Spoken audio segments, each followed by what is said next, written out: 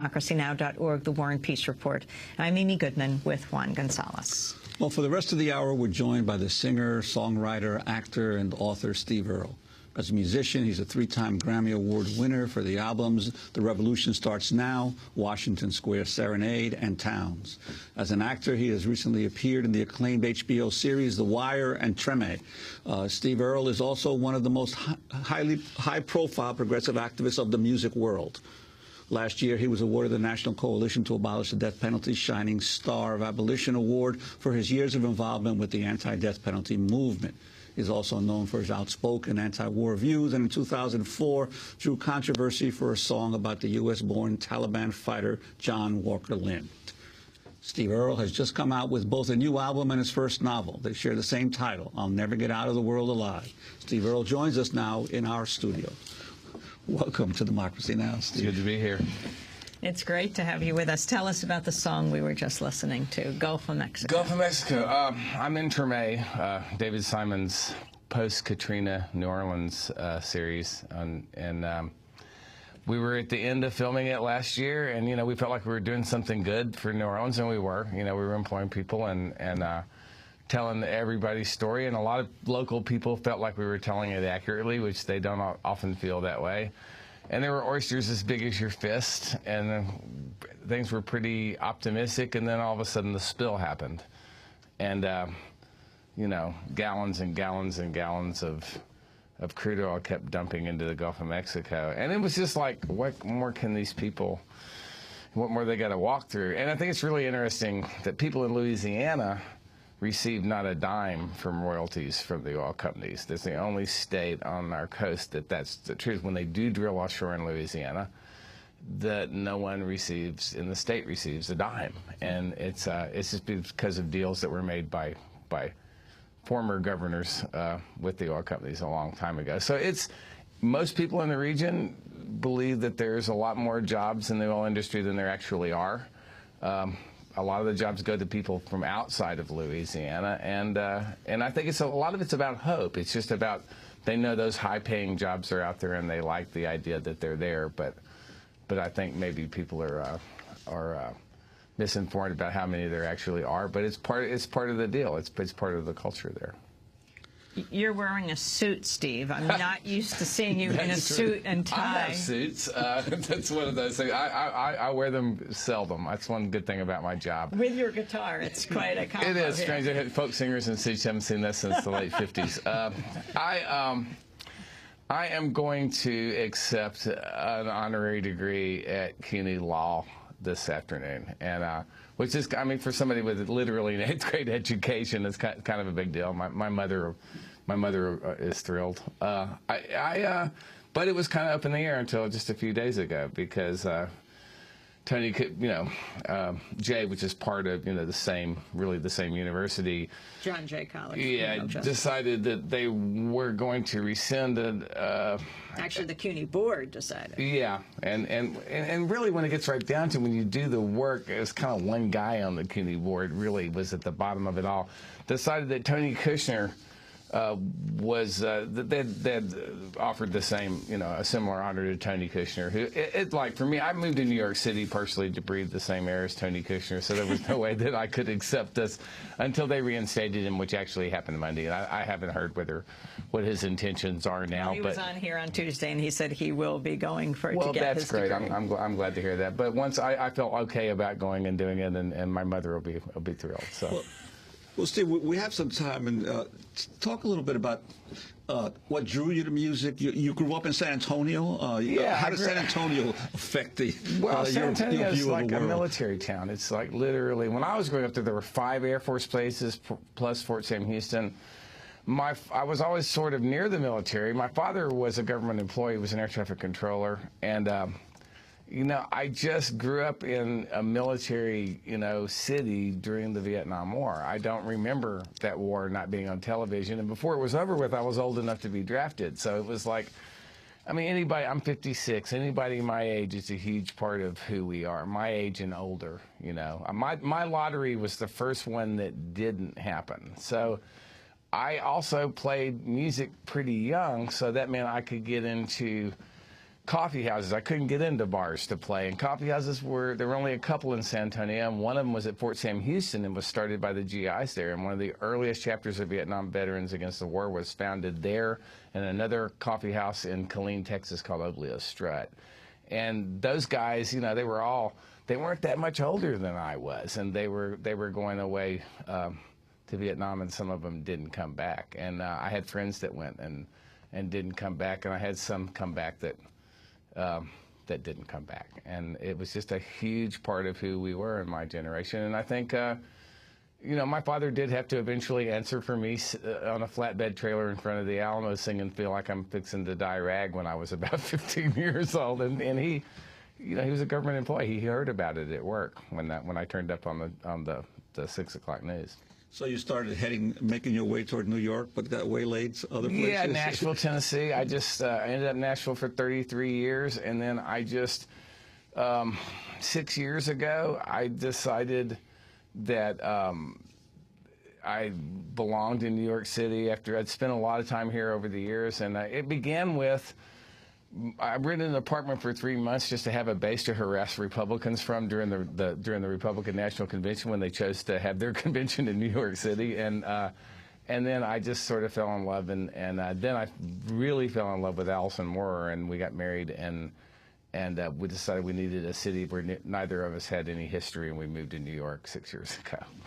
Well, you have a song on this album, on your latest, that's just being released this week, called "The City." It's not about New York City. No, it's about New Orleans, which is like the coolest thing about Tremé, this television show I'm involved in now, is that I get to go. How did you get involved with acting?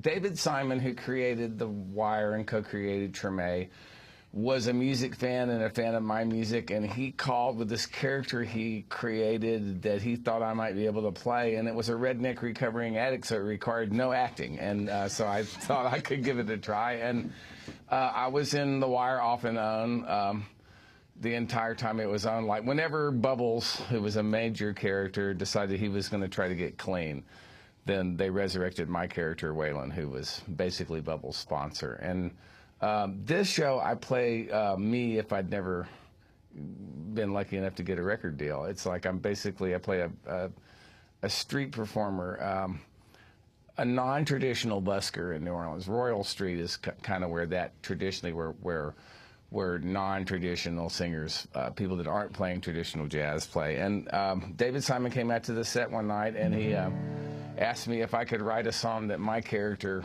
would have written in '05 immediately following Hurricane Katrina. So this is the latest in a long line of second chances that I've gotten in my life.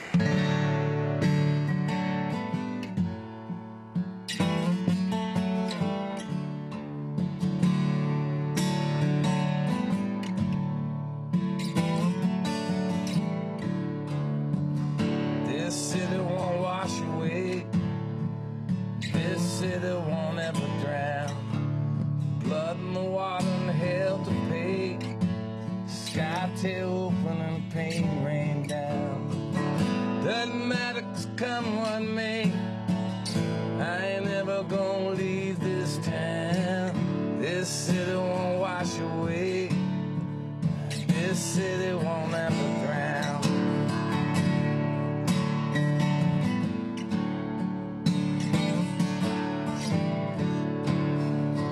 Ain't the river or the wind to blame, 'cause everybody around here knows nothing holding back Pontchartrain except for prayer and the promises ghost. We just carry on digging our graves in solid marble above the ground. Maybe our bones will wash away, but this city won't ever drown.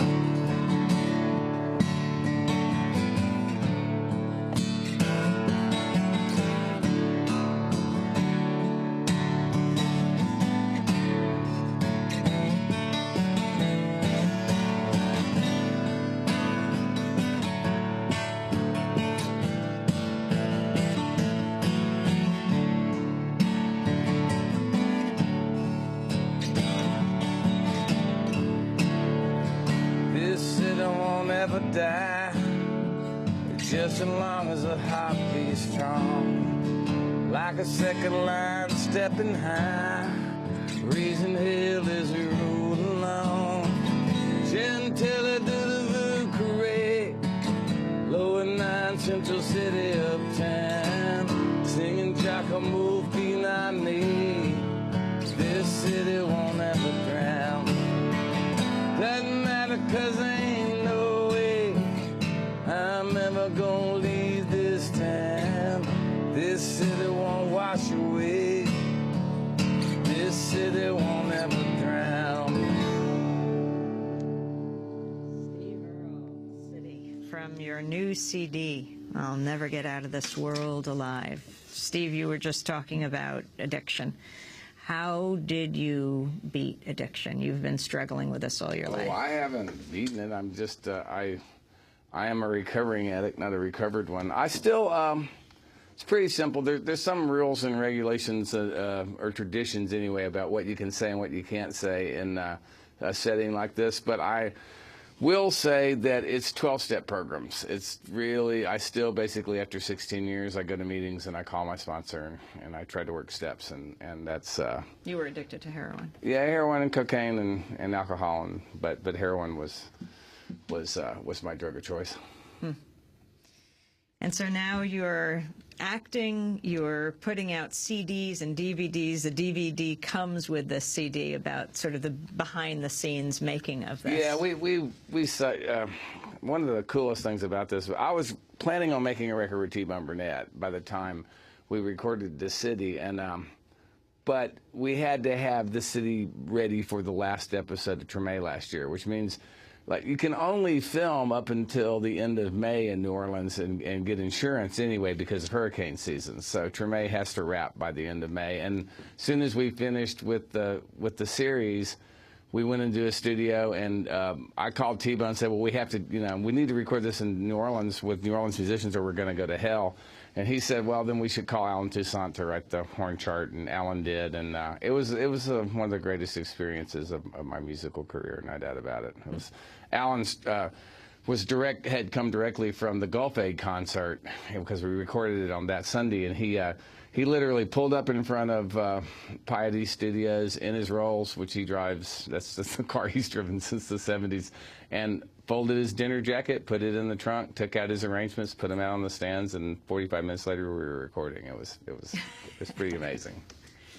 Now, I mean, so many of your songs and the lyrics are politically have an enormous political message, but you've also on this album have some love songs as well. Well, no, I mean, when I die, they'll figure out that I probably wrote more songs about girls than I did about anything else. I mean, I don't think I'm a political songwriter as much as I am just a political person. I think it's in my fabric, so it just never occurred to me that music wasn't political. I mean, making art in America is sort of a political statement in and of itself. It's not the best environment for that sometimes. But this is like, yeah, I wrote, you got to write chick songs because otherwise your audience becomes exponentially hairier and uglier as time goes on. I've discovered over the years. I've been doing this a long time. So give me every part of me.